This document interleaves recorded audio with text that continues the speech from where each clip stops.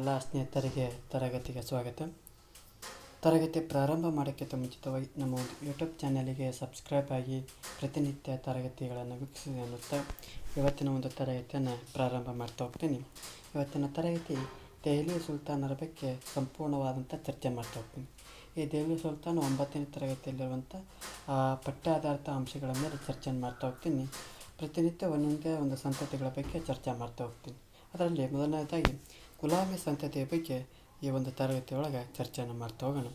ಈ ದೆಹಲಿ ಸುಲ್ತಾನರ ಒಂದು ಒಟ್ಟಾರೆ ಆಡಳಿತಾವಧಿ ನೋಡೋದಾದ್ರೆ 1706ರಿಂದ 1526ರವರೆಗೂ ಈ ಒಂದು ದೆಹಲಿ ಸುಲ್ತಾನರನ್ನು ಕಾಣ್ತಾ ಹೋಗ್ತೇವೆ.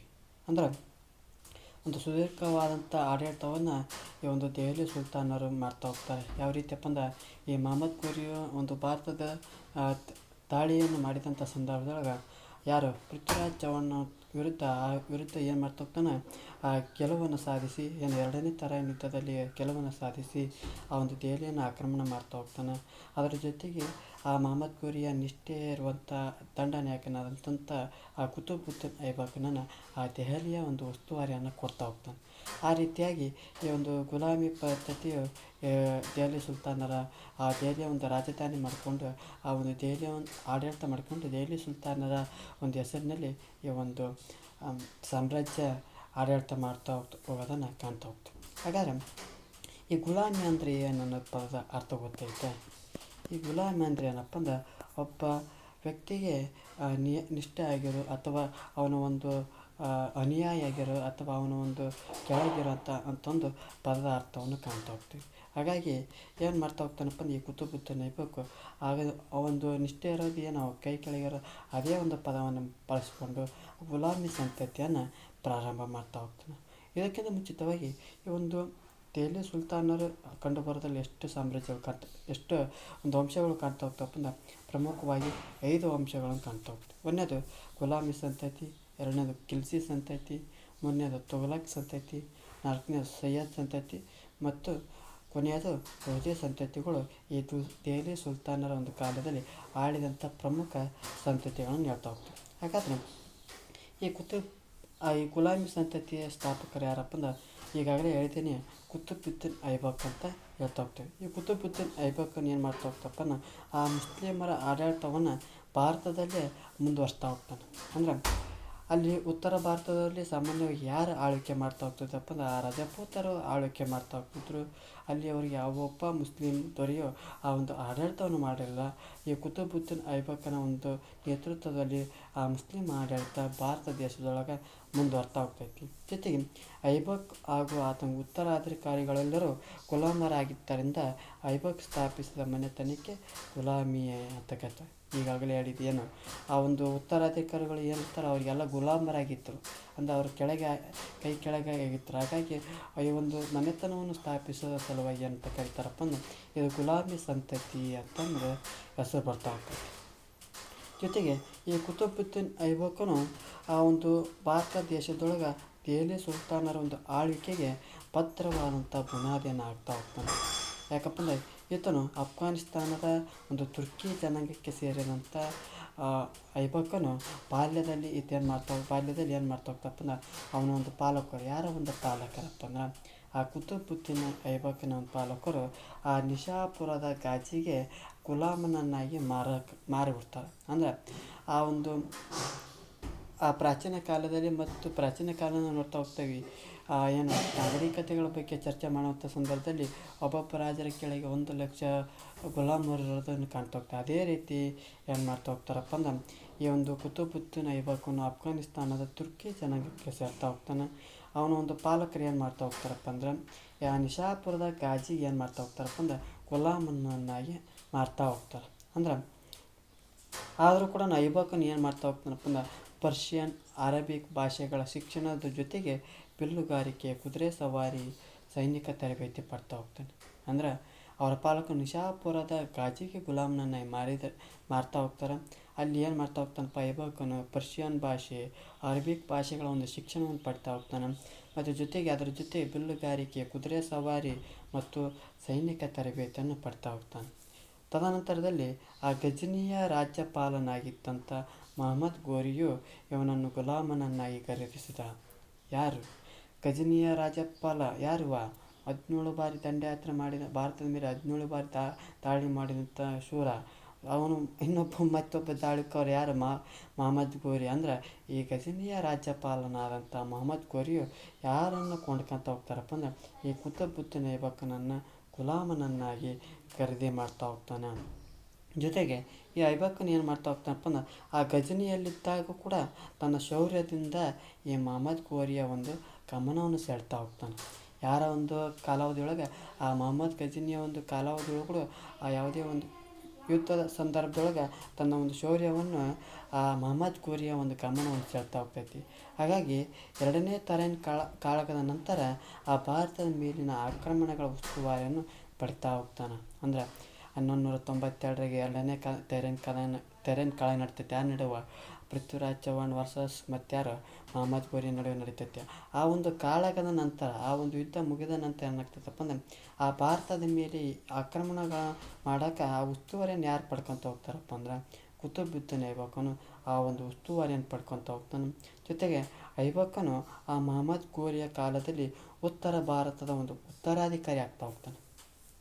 ಆ ಮಹಮ್ಮದ್ ಗೋರಿಯ ಒಂದು ಕಾಲಾವಧಿಯೊಳಗೆ ಆ ಉತ್ತರ ಭಾರತದ ಒಂದು ಉತ್ತರಾಧಿಕಾರಿ ಆಗ್ತಾ ಹೋಗ್ತಾನೆ. ಜೊತೆಗೆ ಆ ಗೋರಿಯ ನಂತರ ಏನಾಗ್ತಾನಪ್ಪ ಅಂದ್ರೆ ಸ್ವತಂತ್ರವಾಗಿ ಆಳ್ವಿಕೆ ಮಾಡ್ತಾ ಹೋಗ್ತಾನೆ. ಅಂದ್ರೆ ಆ ಗೋರಿಯ ಮರಣ ನಂತರ ಏನು ಮಾಡ್ತಾ ಹೋಗ್ತಾನಪ್ಪ ಅಂದ್ರೆ ಸ್ವತಂತ್ರವಾಗಿ ಒಂದು ಸಾಮ್ರಾಜ್ಯವನ್ನು ಆಳ್ವಿಕೆ ಮಾಡ್ತಾ ಹೋಗ್ತಾನೆ. ಜೊತೆಗೆ ಅಧಿಕಾರ ವಹಿಸಿಕೊಂಡ ಮೇಲೆ ತನ್ನ ಒಂದು ಸ್ಥಾನವನ್ನು ಪ್ರಬಲಗೊಳಿಸೋ ಸಲುವಾಗಿ ಏನು ಮಾಡ್ತಾ ಹೋಗ್ತಾನಪ್ಪ ಅಂದ್ರೆ ತಾಜುದ್ದೀನ್ 2 ಜನ ಮಗಳನ್ನು ಇವ ಮದುವೆ ಆಗ್ತಾ ಹೋಗ್ತಾನೆ. ಅಂದ್ರೆ ಆ ಗೋರಿಯ ನಂತರ ಏನು ಮಾಡ್ತಾ ಹೋಗ್ತಾನಪ್ಪ ಅಂದ್ರೆ ಸ್ವತಂತ್ರವಾಗಿ ಆಳ್ವಿಕೆ ಮಾಡ್ತಾ ಹೋಗ್ತಾನೆ.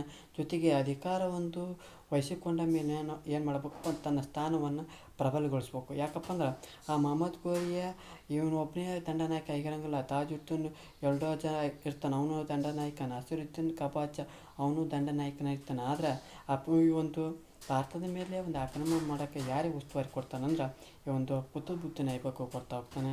ಅವನು ತನ್ನ ಒಂದು ಸ್ಥಾನವನ್ನು ಭದ್ರ ಮಾಡ್ಕೋಬೇಕಲ್ಲ.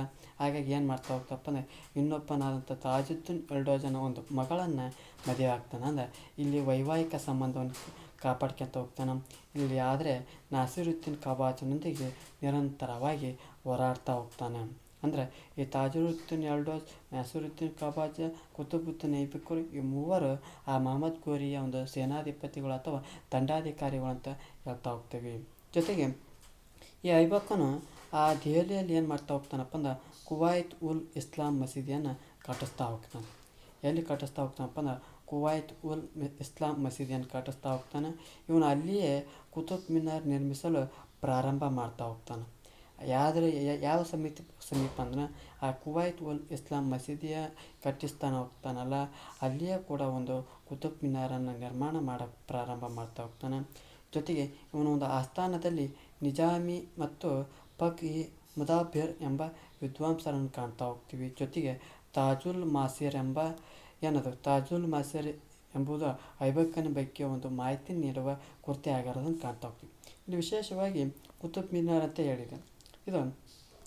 ಈ ಕುತುಬ್ ಮಿನಾರ್ ಇದು ದೆಹಲಿಯಲ್ಲಿ ಕಂಡು ಬರ್ತೈತೆ. ಅಲ್ಲಿ ಆ ಒಂದು ಮಸೀದಿ ಕಡೆಗೆ ಕುವೈತ್ ಉಲ್ ಮಸೀದ್ ಅಂತ ಇತ್ತಲ್ಲ, ಆ ಮಸೀದಿಯ ಅಲ್ಲೇ ಸ್ಥಳದಲ್ಲಿರುವಂಥದ್ದನ್ನು ಕುತುಬ್ ಮಿನಾರನ್ನು ಕಾಣ್ತಾ ಹೋಗ್ತವೆ.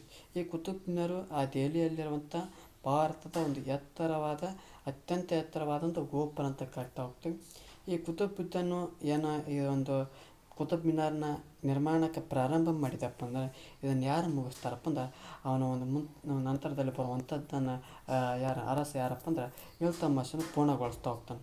ಒಟ್ಟಾರೆಯಾಗಿ ಇದು ಎಷ್ಟು ಅಡಿ ಐತಪ್ಪ ಅಂದ್ರೆ 225 ಅಡಿ ಎತ್ತರವಾಗಿತ್ತು. ಅದರ ಮೇಲೆ ಏನು ಕಾಣ್ತಾ ಹೋಗ್ತಪ್ಪ ಅಂದ್ರೆ ಸೂಕ್ಷ್ಮವಾದಂಥ ಕೆತ್ತನೆಗಳನ್ನು ಕಾಣ್ತಾ ಹೋಗ್ತೀವಿ. ಜೊತೆಗೆ ಇದು 5 ಅಂತಸ್ತಿನ ಒಂದು ಕಟ್ಟಡವನ್ನು ನೋಡ್ತಾ ಹೋಗ್ತೀವಿ. ಜೊತೆಗೆ ಅದರಲ್ಲಿ ಮೆಟ್ಟಿಲುಗಳು ಇರೋದನ್ನು ಕಾಣ್ತಾ ಹೋಗ್ತೀವಿ. ಈಗ ಅದೇ ಹೇಳಿದೆ, ಆ ಒಂದು ಕುತುಬ್ ಮಿನಾರ್ನ ಪೂರ್ಣಗೊಳಿಸ್ತಾರೆ ಯಾರಪ್ಪ ಅಂದ್ರೆ ಇಲ್ತುತ್ಮಿಶ್. ಇವನು ನಂತರದಲ್ಲಿ ಕುತುಬುದ್ದೀನ್ ಯಾವ ರೀತಿ ಮಾಡ್ತಾನಪ್ಪ ಅಂದ್ರೆ ಆ ಒಂದು ಕುದುರೆ ಸವಾರಿಯಲ್ಲಿ ಅಫ್ಘಾನಿಸ್ತಾನದ ಒಂದು ಫೇಮಸ್ ಕ್ರೀಡೆ ಅಂತ ಕರಿತಾ ಹೋಗ್ತೇವೆ ಪೋಲೋ. ಆ ಒಂದು ಪೋಲೋ ಆಟ ಆಡುವಂಥ ಸಂದರ್ಭದಲ್ಲಿ ಕುದುರೆ ಮೇಲಿದ್ದ ಬಿದ್ದು ಸತ್ತು ಹೋಗ್ತಾನೆ. ಕುತುಬುದ್ದೀನ್ ಐಬಕ್. ಅದರಲ್ಲಿ ಈಗ ನಂತರದಲ್ಲಿ ನೋಡ್ತಾ ಹೋಗೋಣ ಇಲ್ತುತ್ಮಿಶನ ಬಗ್ಗೆ ನೋಡ್ತಾ ಹೋಗ್ತಾನೆ. ಈ ಇಲ್ತುತ್ಮಿಶ್ ಇಲ್ಬರಿ ಕುಟುಂಬಕ್ಕೆ ಸೇರಿದ ಈತನು ಕುತುಬುದ್ದೀನ್ನ ಗುಲಾಮನಾಗಿದ್ದ. ಕುತುಬುದ್ದೀನ್ ಐಬಕ್ಕು ಮಹಮ್ಮದ್ ಗೋರಿಯ ಗುಲಾಮ, ಇಲ್ತಮಸ್ ಕುತುಬುದ್ದೀನ್ನ ಗುಲಾಮನಾಗಿರೋದನ್ನು ಕಾಣ್ತಾ ಹೋಗ್ತೀವಿ. ಈತನು ಎಲ್ಲಿ ಆಡಳಿತ ಮಾಡ್ತಿದ್ದಪ್ಪ ಅಂದ್ರೆ ಗ್ವಾಲಿಯರ್ನ ಆಡಳಿತಗಾರನಾಗಿದ್ದ. ಜೊತೆಗೆ ಇವನು ಐಬಕ್ಕನ ಒಂದು ಉತ್ತರಾಧಿಕಾರಿ ಆಗ್ತಾ ಹೋಗ್ತಾನೆ. ಯಾರು? ಇಲ್ತಮಸ್. ಜೊತೆಗೆ ಈ ಇಲ್ತಮಸ್ ಸುಲ್ತಾನನಾಗಿದ್ದನ್ನು ಸಹಿಸದ ಆ ಗಜನಿಯ ದೊರೆ ಯಾರು? ತಾಜುದ್ದೀನ್ ಎಲ್ಡೋಜ್. ಯಾರ ಇವ ಕುತುಬುದ್ದೀನ್ ಐಬಕ್ ಆ ತಾಜುದ್ದೀನ್ನ ಮಗಳನ್ನು ಮದುವೆ ಆಯ್ತಾನ ಅವ. ಜೊತೆಗೆ ಆ ಸಿಂಧನ ಪ್ರಾಂತ್ಯವನ್ನು ಸಿಂಧನ ಒಂದು ನಾಸಿರುದ್ದೀನ್ ಕಬಾಚನ ಆತನ ವಿರುದ್ಧ ಬಂಡೆತ್ತಾಳ್ತಾರೆ. ಯಾರು? ಈ ಇಲ್ತಮಿಷನ್ ಸುಲ್ತಾನ ಆಗಿರೋದ್ರಿಂದ ಸಹಿಸದಂಥ ಗಜನಿ ದೊರೆ ಯಾರು? ತಾಜುದ್ದೀನ್ ಎಲ್ಡೋಜ್ ಮತ್ತು ಸಿಂಧನ ನಾಸಿರುದ್ದೀನ್ ಕಬಾಚ ಏನು ಮಾಡ್ತಾ ಹೋಗ್ತಾರಪ್ಪ ಅಂದರೆ ಇವನ ವಿರುದ್ಧ ಬಂಡೆತ್ತಾಳ್ತಾರೆ. ಆದ್ರೆ ಇಲ್ತಮಿಷ್ ಅವರಿಬ್ಬರನ್ನು ಸೋಲಿಸಿ ತನ್ನ ಒಂದು ಸ್ಥಾನವನ್ನು ಭದ್ರಪಡಿಸ್ಕೊಳ್ತಾ ಹೋಗ್ತಾನೆ. ಜೊತೆಗೆ ರಣತಂಬೂರ್, ಮಾಂಡೋರ್, ಗ್ವಾಲಿಯರ್, ಬಿಲ್ಸಾಮ್, ಅಜ್ಮೀರ್, ಬನಾರಸ್, ಕನೌಜ್ಗಳನ್ನು ವಶಪಡಿಸ್ಕೊಳ್ತಾ ಹೋಗ್ತಾನೆ. ಭಾರತದ ಮೇಲೆ ಪ್ರಪ್ರಥಮ ಬಾರಿಗೆ ಮಂಗೋಲರು ಚೆಂಗಿಸ್ ಖಾನ್ನ ನೇತೃತ್ವದಲ್ಲಿ ದಾಳಿ ಮಾಡ್ತಾ ಹೋಗ್ತಾರೆ. ಈ ಭಾರತದ ಮೇಲೆ ಪ್ರಪ್ರಥಮವಾಗಿ ಮಂಗೋಲರು ನಮ್ಮ ಒಂದು ಭಾರತ ದೇಶದ ಮೇಲೆ ದಾಳಿ ಮಾಡ್ತಾ ಹೋಗ್ತಾರೆ. ಯಾರ ಒಂದು ನೇತೃತ್ವದಲ್ಲಿ ದಾಳಿ ಮಾಡ್ತಾ ಹೋಗ್ತಾರಪ್ಪ ಅಂದ್ರೆ ಆ ಚೆಂಗಿಸ್ ಖಾನನ ನೇತೃತ್ವದಲ್ಲಿ ದಾಳಿ ಮಾಡ್ತಾ ಹೋಗ್ತಾರೆ. ಈ ಇಲ್ತಮಿಷ್ ಅವರನ್ನು ಯಶಸ್ವಿಯಾಗಿ ಅಲ್ಲಿಗೆ ಹೊರಗಡೆನೇ ಕಳಿಸ್ಬಿಡ್ತಾನೆ, ಹಿಮ್ಮೆಟ್ಬಿಡ್ತಾನೆ. ಈ ಸಾಧನೆಗಳಿಂದಾಗಿ ಏನು ಮಾಡ್ತಾ ಹೋಗ್ತಾರಪ್ಪ ಅಂದ್ರೆ ಬಾಗ್ದಾದ ಒಂದು ಖಲೀಫನು ಆ ಇಲ್ತಮಿಷನಿಗೆ ಅಧಿಕೃತವಾದಂಥ ಅಧಿಕಾರ ಸಮ್ಮತಿ ಪತ್ರವನ್ನು ನೀಡ್ತಾ ಹೋಗ್ತಾನೆ. ಈ ಖಲೀಫ ಅಂತ ಯಾರು ಕರಿತಾವಪ್ಪ ಅಂದ್ರೆ ಆ ಒಂದು ಇಸ್ಲಾಂ ಧರ್ಮದಲ್ಲಿರುವಂಥ ಪ್ರವಾದಿಗಳು ಏನು ಕರಿತಾವಲ್ಲ ಅವರೊಂದು ಉತ್ತರಾಧಿಕಾರಿಗಳನ್ನು ಖಲೀಫ ಅಂತ ಕರಿತಾ ಹೋಗ್ತೀವಿ. ಅದರೊಳಗೆ ಆ ಬಾಗ್ದಾದ ಖಲೀಫ ಏನು ಮಾಡ್ತಾ ಹೋಗ್ತಾನಪ್ಪ ಅಂದ್ರೆ ಆ ಇಲ್ತಮಿಷನಿಗೆ ಅಧಿಕೃತವಾದಂಥ ಅಧಿಕಾರವನ್ನು ಸಮ್ಮತಿ ಪತ್ರವನ್ನು ಯಾರಿಗೆ ನೀಡ್ತಾ ಹೋಗ್ತಾನಪ್ಪ ಅಂದ್ರೆ ಇಲ್ತಮಿಷನಿಗೆ ನೀಡ್ತಾ ಹೋಗ್ತಾನೆ. ಜೊತೆಗೆ ಇದು ಅವನ ಒಂದು ಇದು ಅವನೊಂದು ಸೈನಿಕ ಸಾಧನೆ ನೋಡೋದಾದರೆ ಅವನ ಒಂದು ಆಡಳಿತದಲ್ಲಿ ಮುಖ್ಯವಾಗಿ ಆ ಇಲ್ತಮಿಷನು ಆ ರಾಜ್ಯವನ್ನು ಅನೇಕ ಇಕದಾಗಳನ್ನಾಗಿ ವಿಂಗಡಿಸಿ ಆ ಆಡಳಿತದ ನಿರ್ವಹಣೆಗಾಗಿ ಇಕದಾರರನ್ನು ನೇಮಕ ಮಾಡ್ತಾ ಹೋಗ್ತಾನೆ. ಅಂದ್ರೆ ಆ ಇಲ್ತಮಿಷ್ ಏನು ಮಾಡ್ತಾ ಹೋಗ್ತಾನಪ್ಪ ಅಂದ್ರೆ ಆ ರಾಜ್ಯವನ್ನು ಅನೇಕ ಇಕ್ತಾಗಳನ್ನಾಗಿ ವಿಂಗಡಣೆ ಮಾಡಿ ಆ ಒಂದು ಇಕ್ತಾಗಳ ಏನು ವಿಂಗಡಣೆ ಮಾಡಿರ್ತಾನಲ್ಲ ಅಲ್ಲಿ ಇಕದಾರರು ಎಂಬ ಅಧಿಕಾರಿಗಳನ್ನು ನೇಮಕ ಮಾಡ್ತಾ ಹೋಗ್ತಾನೆ. ಜೊತೆಗೆ ಆ ಆಡಳಿತ ಒಂದು ಸಲಹೆ ಸೂಚನೆ ನೀಡೋ ಸಲುವಾಗಿ ಆ 40 ಸರದಾರರ ಒಂದು ಕೂಟ ಅಂದರೆ 40 ಸರದಾರರ ಒಂದು ಸಂಘವನ್ನು ಅಥವಾ ಕೂಟವನ್ನು ನೇಮಕ ಮಾಡ್ತಾ ಹೋಗ್ತಾನೆ. ಈ ಒಂದು ಕೂಟ ಏನು ಜವಾಬ್ದಾರಿಯಪ್ಪ ಅಂದ್ರೆ ಆಡಳಿತದಲ್ಲಿ ಸಲಹೆ ಸೂಚನೆ ನೀಡೋ ಸಲುವಾಗಿ ಈ 40 ಸರದಾರರ ಕೂಟ ಎಂಬ ನೇಮಕ ಮಾಡ್ತಾ ಹೋಗ್ತಾನೆ. ಜೊತೆಗೆ ಪ್ರಧಾನಮಂತ್ರಿ ಮತ್ತು ನ್ಯಾಯಾಧೀಶರು ಸುಲ್ತಾನನಿಗೆ ಏನು ಮಾಡ್ತಾ ಹೋಗ್ತಿದ್ರಪ್ಪ ಅಂದ್ರೆ ಸಲಹೆಯನ್ನು ನೀಡ್ತಾ ಹೋಗ್ತಿದ್ರು. ಯಾರಿಗೆ? ಆ ಪ್ರಧಾನಮಂತ್ರಿ ಮತ್ತು ನ್ಯಾಯಾಧೀಶರು ಆ ಸುಲ್ತಾನನಿಗೆ ಸಲಹೆಯನ್ನು ನೀಡ್ತಾ ಹೋಗ್ತಿದ್ರು. ಜೊತೆಗೆ ಇಲ್ತಮಿಷ್ ಏನು ಮಾಡ್ತಾ ಹೋಗ್ತಾನಪ್ಪ ಅಂದ್ರೆ ಬಂಗಾರ ಮತ್ತು ಬೆಳ್ಳಿಯ ನಾಣ್ಯಗಳನ್ನು ಚಲಾವಣೆಗೆ ತರ್ತಾ ಹೋಗ್ತಾನೆ. ಅಂದ್ರೆ ಆ ಇಲ್ತಮಿಷ್ ಏನು ಮಾಡ್ತಾ ಹೋಗ್ತಾನಪ್ಪ ಅಂದ್ರೆ ಬಂಗಾರ ಮತ್ತು ಬೆಳ್ಳಿಯ ಒಂದು ನಾಣ್ಯಗಳನ್ನು ಚಲಾವಣೆಗೆ ತರ್ತಾ ಹೋಗ್ತಾನೆ. ಜೊತೆಗೆ ಇವನು ಕುತುಬುದ್ದೀನ ಕಾಲದಲ್ಲಿ ಏನು ಪ್ರಾರಂಭ ಮಾಡಿತ್ತಲ್ಲ ಏನದು ಕುತುಬ್ ಮಿನಾರನ್ನು ಅದನ್ನು ಪೂರ್ಣ ಯಾರುಗೊಳಿಸ್ತಾರಪ್ಪ ಅಂದ್ರೆ ಈ ಇಲ್ತಮಿಷನ್ನು ಪೂರ್ಣಗೊಳಿಸ್ತಾ ಹೋಗ್ತಾನೆ. ಇದಿಷ್ಟೇನಪ್ಪ ಅಂದ್ರೆ ಇಲ್ತಮಿಷನ ಒಂದು ಮಾಹಿತಿ ಆಗ್ತೈತಿ. ಮತ್ತು ನಂತರದಲ್ಲಿ ನೋಡ್ತಾ ಹೋಗ್ತೀವಿ ರಜಿಯಾ ಸುಲ್ತಾನ. ಅಂದ್ರೆ ಇಲ್ತಮಿಷನ ಮಗನಾದಂಥ ರುಕ್ನುದ್ದೀನ್ ಫಿರೋಜ್ ಅವನೇನಪ್ಪ ಅಂದ್ರೆ ಅಸಮರ್ಥ ರಾಜ. ಜೊತೆಗೆ ಆ ಇಲ್ತಮಿಷಿಗೆ ಒಂದು ಪುತ್ರ ಇರ್ತಾಳೆ. ಯಾರು? ರಜಿಯಾ ಬೇಗಮ್ ಅಂತ ಇರ್ತಾಳೆ. ಆಕೆ ಏನು ಮಾಡ್ತಾ ಹೋಗ್ತಾಳಪ್ಪ ಅಂದ್ರೆ ಆ ಇಲ್ತಮಿಷನ ಮಗನಾದಂಥ ರುಕ್ನುದ್ದೀನ್ ಫಿರೋಜ್ ಏನಪ್ಪ ಅಂದ್ರೆ ಅವನು ಒಂದು ಅಸಮರ್ಥ ದೊರೆ ಆಗಿರೋ ಕಾರಣ ಏನು ಮಾಡ್ತಾ ಹೋಗ್ತಾಳಪ್ಪ ಅಂದ್ರೆ ತಾನೇ ಉತ್ತರಾಧಿಕಾರಿ ಆಗ್ತಾಳೆ. ಯಾರು? ರಜಿಯಾ ಬೇಗಮ್ ಉತ್ತರಾಧಿಕಾರಿ ಆಗ್ತಾ ಹೋಗ್ತಾಳೆ. ಜೊತೆಗೆ ಆ ದೆಹಲಿ ಸಿಂಹಾಸನವನ್ನೇರಿದ ಪ್ರಪ್ರಥಮ ಮಹಿಳೆ ಯಾರಪ್ಪ ಅಂದ್ರೆ ಈ ರಜಿಯಾ ಸುಲ್ತಾನನ್ನು ನೋಡ್ತಾ ಹೋಗ್ತೀವಿ.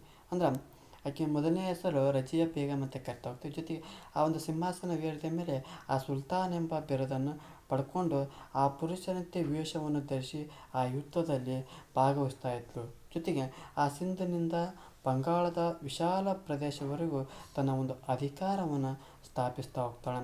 ಆದರೆ ಈಕೆಯ ಒಂದು ಆಡಳಿತವನ್ನು ಸಹಿಸದ ಒಂದು ಪ್ರಾಂತ್ಯಾಧಿಕಾರಿಗಳು ಏನು ಮಾಡ್ತಾ ಹೋಗ್ತಾರಪ್ಪ ಅಂದ್ರೆ ತಂಗಿ ಎತ್ತು ಅವಳನ್ನು ಏನು ಮಾಡ್ತಾ ಹೋಗ್ತಾರಪ್ಪ ಅಂದ್ರೆ ಹತ್ಯೆಗೆ ಬಿಡ್ತಾರೆ. ಅಂದರೆ ಕೊಲೆಯನ್ನು ಮಾಡ್ತಾ ಹೋಗ್ತಾರೆ. ಯಾರನ್ನಪ್ಪ ಅಂದ್ರೆ ರಜಿಯಾ ಸುಲ್ತಾನ್. ಈಕೆ ಯಾರ ಮಗಳಪ್ಪ ಅಂದ್ರೆ ಇಲ್ತಮಿಷನ ಒಂದು ಮಗಳಾಗಿರೋದನ್ನು ಕಾಣ್ತಾ ಹೋಗ್ತೀವಿ. ಜೊತೆಗೆ ನಂತರ ನೋಡ್ತಾ ಹೋಗ್ತೀವಿ ಗಿಯಾಸುದ್ದೀನ್ ಬಲ್ಬನನ್ನು ನೋಡ್ತಾ ಹೋಗ್ತೀವಿ. ಅಂದರೆ ಆ ದೆಹಲಿಯಲ್ಲಿ ಆ ಇಲ್ತಮಷನಿಗೆ ಗುಲಾಮನಾಗಿದ್ದ ಆ ಬಲ್ಬನ್ ತನ್ನ ಒಂದು ಸ್ವಾಮಿ ನಿಷ್ಠೆ, ಬುದ್ಧಿಮತ್ತೆ ಮತ್ತು ಸದ್ಗುಣಗಳಿಂದ ಆ ತುರ್ಕಿ ಗುಲಾಮರ ಒಂದು ಕೂಟದ ಸದಸ್ಯನಾಗ್ತಾ ಹೋಗ್ತಾನೆ. ಅಂದ್ರೆ ಆ ದೆಹಲಿಯಲ್ಲಿ ಆ ಇಲ್ತಮಷನ ಒಂದು ಗುಲಾಮನಾದಂಥ ಈ ಬಲ್ಬನ್ ತನ್ನ ಒಂದು ಸ್ವಾಭಿನಿಷ್ಠೆ ಮತ್ತು ಬುದ್ಧಿವಂತಿಕೆ ಮತ್ತು ಸದ್ಗುಣಗಳಿಂದ ಆ ತುರ್ಕಿ ಗುಲಾಮರ ಕೂಟದ ಒಂದು ಸದಸ್ಯನಾಗ್ತಾ ಹೋಗ್ತಾನೆ. ಜೊತೆಗೆ ಆ ರಜಿಯಾ ಸುಲ್ತಾನರ ಆಸ್ಥಾನದಲ್ಲಿ ಅಮೀರ್ ಇ ಶಿಕಾರ್ ಎಂಬ ಹುದ್ದೆಗೆ ನೇಮಕ ಆಗ್ತಾ ಹೋಗ್ತಾನೆ. ಯಾರ ಒಂದು ಆಸ್ಥಾನದೊಳಗೆ ಅಮೀರ್ ಇ ಶಿಕಾರ್ ಅಂತ ಒಂದು ಹುದ್ದೆ ನೇಮಕ ಆಗ್ತಾರಪ್ಪ ಅಂದ್ರೆ ರಜಿಯಾ ಸುಲ್ತಾನ ಆಸ್ಥಾನದೊಳಗೆ ಈ ಗಿಯಾಸುದ್ದೀನ್ ಬಲ್ಬನ್ ಏನು ಮಾಡ್ತಾ ಹೋಗ್ತಾನಪ್ಪ ಅಂದ್ರೆ ಅಮೀರ್ ಇ ಶಿಕಾರ್ ಎಂಬ ಹುದ್ದೆಯನ್ನು ನೇಮಕ ಅಥವಾ ಹುದ್ದೆಯನ್ನು ಅಲಂಕಾರ ಮಾಡ್ತಾ ಹೋಗ್ತಾನೆ. ಜೊತೆಗೆ ಈತ ಅವಿಧಿಯ ಒಂದು ತುರ್ಕಿ ಸರ್ದಾರ ಒಂದು ದುರಾಡಳಿತವನ್ನು ನಿಯಂತ್ರಣ ಮಾಡ್ತಾ ಹೋಗ್ತಾನೆ. ಅಂದ್ರೆ ಆ ತುರ್ಕಿ ಸರ್ದಾರರ ಒಂದು ದುರಾಡಳಿತ ಏನಿರ್ತಲ್ಲ ಅದನ್ನು ನಿಯಂತ್ರಣವನ್ನು ಮಾಡ್ತಾ ಹೋಗ್ತಾನೆ. ಜೊತೆಗೆ ಆ ಮಂಗೋಲರ ದಾಳಿಯನ್ನು ನೋಡ್ತಾ ಹೋಗ್ತಾವಲ್ಲ, ಆ ಮಂಗೋಲರ ದಾಳಿಯನ್ನು ತಡೆಗಟ್ಟಿ ಆ ರಾಜ್ಯದೊಳಗೆ ಏನು ಮಾಡ್ತಾ ಹೋಗ್ತಾನಪ್ಪ ಅಂದ್ರೆ ಶಾಂತಿ ಮತ್ತು ಸುವ್ಯವಸ್ಥೆಯನ್ನು ಕಾಪಾಡ್ತಾ ಹೋಗ್ತಾನೆ. ಆಸ್ಥಾನದ ಒಂದು ದರ್ಬಾರಿನೊಳಗೆ ಸಂಪ್ರದಾಯ ಮತ್ತು ಶಿಷ್ಟಾಚಾರಗಳನ್ನು ತರ್ತಾ ಹೋಗ್ತಾನೆ. ಜೊತೆಗೆ ಆ ಪರ್ಷಿಯನ್ ಶೈಲಿಯ ಆಡಂಬರದ ಒಂದು ವೇಷಭೂಷಣವನ್ನು ತರ್ತಾ ಇದ್ದ. ಈ ಗಿಯಾಸುದ್ದೀನ್ ಬಲ್ಬನು ಯಾವ ರೀತಿಯಪ್ಪ ಅಂದ್ರೆ ಆ ಒಂದು ಪರ್ಷಿಯನ್ ಶೈಲಿಯಲ್ಲಿರುವಂಥ ಆಡಂಬರವಾದಂಥ ವೇಷಭೂಷಣ ಧರಿಸಿ ತನ್ನನ್ನು ದೇವರ ಪ್ರತಿನಿಧಿ ಅಂತ ಸಾರಿ ಒಂದು ನಿರಂಕುಶವಾದಂಥ ರಾಜಪ್ರಭುತ್ವವನ್ನು ಜಾರಿಗೆ ತರ್ತಾ ಹೋಗ್ತಾನೆ. ಅಂದರೆ ನಾನು ಒಬ್ಬ ದೇವರ ಪ್ರತಿನಿಧಿ ಅಂತ ಹೇಳ್ತಾ ಹೋಗ್ತಾನೆ. ಆ ರೀತಿ ಹೇಳಿ ಆ ಒಂದು ರಾಜಪ್ರಭುತ್ವ ರೀತಿಯಲ್ಲಿ ಜಾರಿಗೆ ತರ್ತಾ ಹೋಗ್ತಾನೆ. ಜೊತೆಗೆ ಅನುಭವಿ ಹಾಗೂ ವಿಶ್ವಾಸಿಕ ಸೇನಾಪತಿಗಳ ನೇತೃತ್ವವನ್ನು ಸೈನ್ಯವನ್ನು ಪುನರ್ ಸಂಘಟನೆ ಮಾಡ್ತಾ ಹೋಗ್ತಾನೆ. ಅಂದರೆ ಅನುಭವಿ ಹೊಂದಿರುವ ಜೊತೆಗೆ ಯಾರ ಒಂದು ವಿಶ್ವಾಸವನ್ನು ಗಳಿಸಿರ್ತಾರಲ್ಲ ಆ ಸೇನಾಪತಿಗಳ ಒಂದು ನೇತೃತ್ವದಲ್ಲಿ ಆ ಸೈನ್ಯವನ್ನು ಏನು ಮಾಡ್ತಾ ಹೋಗ್ತಾನಪ್ಪ ಅಂದ್ರೆ ಮತ್ತೆ ಪುನರ್ ಸಂಘಟನೆಯನ್ನು ಮಾಡ್ತಾ ಹೋಗ್ತಾನೆ. ಜೊತೆಗೆ ಆ ಜಾಗೀರು ಪಡೆದು ಸೇವೆ ಸಲ್ಲಿಸದ ಒಂದು ಕುಟುಂಬಗಳಿಂದ ಏನು ಮಾಡ್ತಾ ಹೋಗ್ತಾನಪ್ಪ ಅಂದ್ರೆ ಭೂಮಿಯನ್ನು ಹಿಂತೆಗೆದುಕೊಳ್ತಾ ಹೋಗ್ತಾನೆ. ಅಂದ್ರೆ ಆ ಜಾಗೀರು ಪಡೆದಂಥ ಸೇವೆ ಸಲ್ಲಿಸಿದಂಥ ಆ ಕುಟುಂಬಗಳು ಅಂದ್ರೆ ಆ ಭೂಮಿಯನ್ನು ಪಡೆದಿರ್ತಾರಲ್ಲ ಆ ಒಂದು ಭೂಮಿಯಿಂದ ಏನು ಇದು ಬರೋಂಗಿಲ್ಲ ಏನು ಆದಾಯ ತೆರಿಗೆ ಕೊಡಲಿಲ್ಲ ಅಂತ ಕುಟುಂಬಗಳಿಗೆ ಏನು ಮಾಡ್ತಾ ಹೋಗ್ತಾರಪ್ಪ ಅಂದ್ರೆ ಆ ಕುಟುಂಬಗಳಿಂದ ಭೂಮಿಯನ್ನು ವಾಪಸ್ ತಗೊಳ್ತಾ ಹೋಗ್ತಾನೆ. ಜೊತೆಗೆ ಆ ಮಂಗೋಲರ ಒಂದು ದಾಳಿ ತಡೆಗಟ್ಟುವ ಸಲುವಾಗಿ ವಾಯುವ್ಯ ಒಂದು ಗಡಿ ಭಾಗದೊಳಗೆ ಕೋಟೆಗಳನ್ನು ಕಟ್ಟಿಸ್ತಾ ಹೋಗ್ತಾನೆ. ಜೊತೆಗೆ ದಕ್ಷ ಆಡಳಿತಗಾರನಾಗಿದ್ದ ಈ ಬಲ್ಬನ್ನ ನಂತರ ಯಾರು ಬರ್ತಾ ಹೋಗ್ತಾರಪ್ಪ ಸುಲ್ತಾನ್ ಕೈಕುಬಾತ್ ಆತನ ಒಂದು ವಜೀರನಿಂದ ಕೊಲೆ ಆಗ್ತಾ ಹೋಗ್ತಾನೆ. ಅಂದ್ರೆ ಈ ಒಂದು ದಕ್ಷ ಆಡಳಿತಗಾರನಾದಂಥ ಈ ಗಿಯಾಸುದ್ದೀನ್ ಬಲ್ಬನ್ ಯಾರ ಒಂದು ವಜೀರ ವಜೀರಂದ್ರೆ ಅದು ನೀವು ಕಮೆಂಟ್ ಬಾಕ್ಸ್ನಲ್ಲಿ ಹಾಕಿ ಅದು ಬರ್ತಾ ಹೋಗ್ದು. ಆ ವಜೀರ ಯಾರು ಸುಲ್ತಾನ್ ಕೈಕುಬಾತ್ನ ಒಂದು ವಜೀರನಿಂದ ಈ ಬಲ್ಬನ್ನ ಮರಣ ಹೊಂದೋದನ್ನು ನೋಡ್ತಾ ಹೋಗ್ತೀವಿ. ಅಲ್ಲಿಗೆ ಒಂದು ಗುಲಾಮ ಸಂತತಿಯ ಆಡಳಿತವನ್ನು ಅಂತ್ಯವಾಗೋದನ್ನು ಕಾಣ್ತಾ ಹೋಗ್ತೀವಿ. ಅಂದರೆ ಈ ಒಂದು ಸುಲ್ತಾನ್ ಕೈಕುಬಾತ್ ವಜೀರನಿಂದ ಕೊಲೆ ಆಗ್ತಾ ಹೋಗ್ತಾನೆ. ಜೊತೆಗೆ ಇದಿಷ್ಟೇನಪ್ಪ ಅಂದ್ರೆ ಗುಲಾಮಿ ಸಂತತಿಯ ಒಂದು ಸಂಪೂರ್ಣವಾದಂಥ ಪರಿಚಯ ಆಗ್ತೈತಿ. ಇಲ್ಲಿ ವಿಶೇಷವಾಗಿ ಕುತುಬುದ್ದೀನ್ ಐಬಕನ ಪ್ರಮುಖನು, ಇಲ್ತಮಷ್, ರಜಿಯಾ ಬೇಗಂ ಮತ್ತು ಗಿಯಾಸುದ್ದೀನ್ ಬಲ್ಬನ್ ಈ ಒಂದು ಪ್ರಮುಖವಾಗಿ ಕಾಣ್ತಾ ಹೋಗ್ತೀವಿ. ಇದಿಷ್ಟೇನಪ್ಪ ಅಂದ್ರೆ ಗುಲಾಮಿ ಸಂತತಿಯ ಒಂದು ಸಂಪೂರ್ಣ ಅಧ್ಯಾಯ. ಈ ಒಂದು ತರಗತಿ ಇಷ್ಟ ಆಗಿದ್ದರೆ ನಮ್ಮ ಒಂದು ಯೂಟ್ಯೂಬ್ ಚಾನಲ್ಗೆ ಸಬ್ಸ್ಕ್ರೈಬ್ ಆಗಿ, ಜೊತೆಗೆ ಲೈಕ್ ಮಾಡಿ, ಏನಾದರೂ ದೋಷಗಳು ಮತ್ತು ನಿಮ್ಮ ಅಭಿಪ್ರಾಯಗಳನ್ನು ಕಮೆಂಟ್ ಬಾಕ್ಸ್ನ ಮೂಲಕ ತಿಳಿಸಿ ಅನ್ನುತ್ತಾ ಮುಂದಿನ ತರಗತಿಯೊಳಗೆ ಕಿಲ್ಜಿ ಸಂತತಿ ಬಗ್ಗೆ ಚರ್ಚೆ ಮಾಡೋಣ. ಎಲ್ಲರಿಗೂ ಧನ್ಯವಾದಗಳು.